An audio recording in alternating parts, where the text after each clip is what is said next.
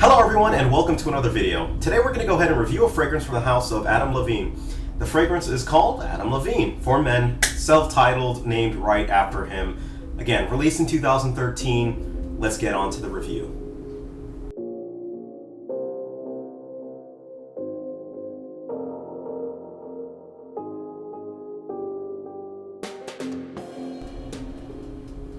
Now, this fragrance, obviously it's a celebrity fragrance. Adam Levine is one of my favorite artists just because I really like Maroon 5, I like his music, but I kind of wanted to separate the two, obviously, when we're reviewing fragrances. We're talking about two completely different things, and celebrities, quite frankly, don't have good track records when it comes to fragrances within, I guess you could say, the fragrance community. So with that, I just kind of wanted to keep an open mind and in reviewing this fragrance going forward, just to make sure that I wasn't getting too biased, and I think I've accomplished just that. Now the fragrance is available in two main sizes, in 3.4 and 1.7. Now the 3.4 is going to run you about $70 retail, and the 1.7 is going to run you about, I think it was $52 retail. So all of those are retail prices. You can find this heavily discounted. I've seen this as low as, the 3.4 as low as about, I think like $15. So this is easily discounted at this point. Just do a little bit of searching and you should be able to actually find it. Alright, so let's start with the notes of this fragrance. The notes of this fragrance consist of, at our top, we have mandarin orange, grapefruit, lemongrass, sage, and violet leaf. For our mid, we have passion fruit, guava, and ginger. And for our base, we have cedar, sandalwood, and amber. Ooh, sorry about that train. Anyways, so the smell right off, just even looking at the notes, when I looked at it, I thought, oh, okay, this is going to be a typical citrus that you kind of get from cologne-y smells, if you will.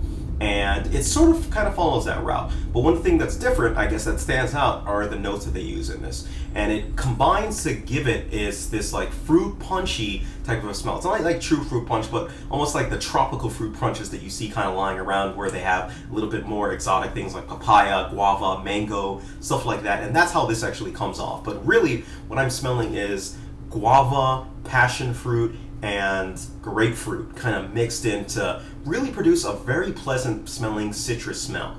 And that's, what you get offhand. And as the fragrance develops is where it starts to turn a little bit.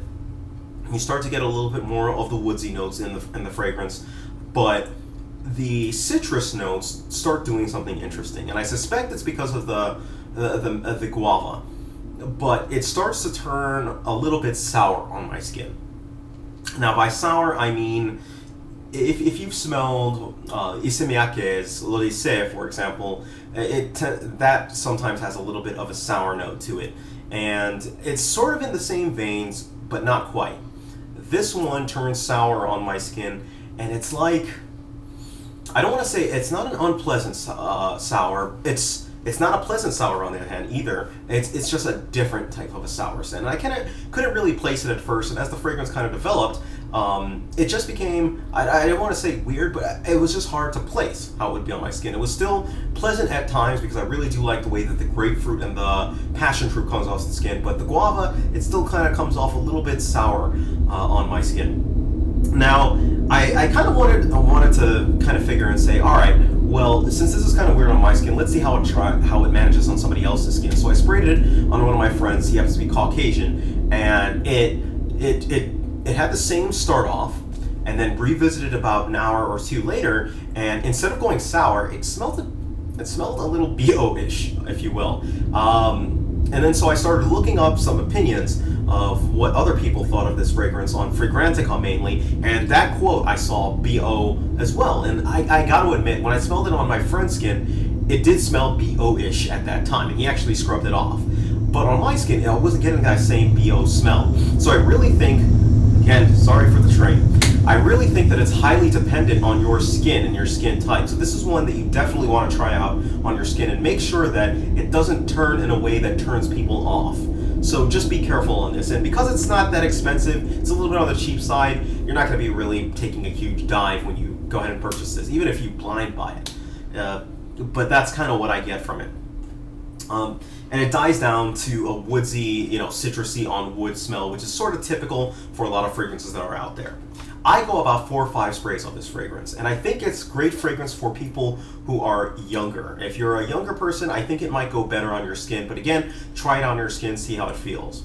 I think it's a great scent for spring and summer, and I think it's a great casual scent. I personally wouldn't wear it to work just because of the interchangeability or the switchiness of how the smell actually comes off on your skin, but just keep that in mind. And again, casual is what rules the day for this fragrance. Now, the performance on this fragrance is another weak point. Unfortunately, it does suffer from that celebrity scent type vibe to it. It doesn't have it doesn't have projection, it doesn't have sillage, and it doesn't last a long time on your skin. This lasts 3-4 hours on my skin, and you can barely smell it the time that it's actually there. So you have to actually put your hand up and smell it on your skin to actually get it off. So somebody's gonna have to be really close to you to even smell it, which is sort of a disappointment, if you will. Now, compliment factor, again, no compliments on this one, just because of that fact. I'm pretty sure that they just can't even smell it. So, and times where I had people forcefully smell it, they said that it smelled okay. There were a couple of people who did really love the smell for it, but most of them said that it smelled okay. So, not really overwhelming comments for this one. So if I'm going to go ahead and give this fragrance a rating, I give it a rating of a 5 out of 10. It gets a 5 out of 10. Yes, overall, I would say it smells pretty decent from what I've gathered. But the way that it kind of turns weird and me not knowing what to really make of it makes me think that this is not something that I would wear in the future. Or even, despite the fact that you can get it for like $15, even then, I just don't think it's even worth it to just put it on. I think there's a lot more scents that you can get out that will be much more worth your while, even with the cheap scent of it going out. I think that the sour scent is kind of weird. I think that it turns BO-ish on some people's skin is kind of weird. I think that it's weak. I think that it's really skin dependent, and I think that it's just overly your old typical fragrance that you can almost throw a dart and find a better smelling fragrance out there. So it gets a 5 out of 10, and the only reason it doesn't get less is because it still does smell like a pretty good fragrance, and I can definitely see some people falling for this fragrance, especially for the price range and figuring to add it to their arsenal.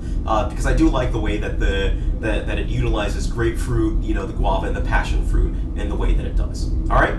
So if you have any questions whatsoever on this fragrance, feel free, leave me a message, leave me a note. Thank you. Take care of yourselves, and you guys have a great day.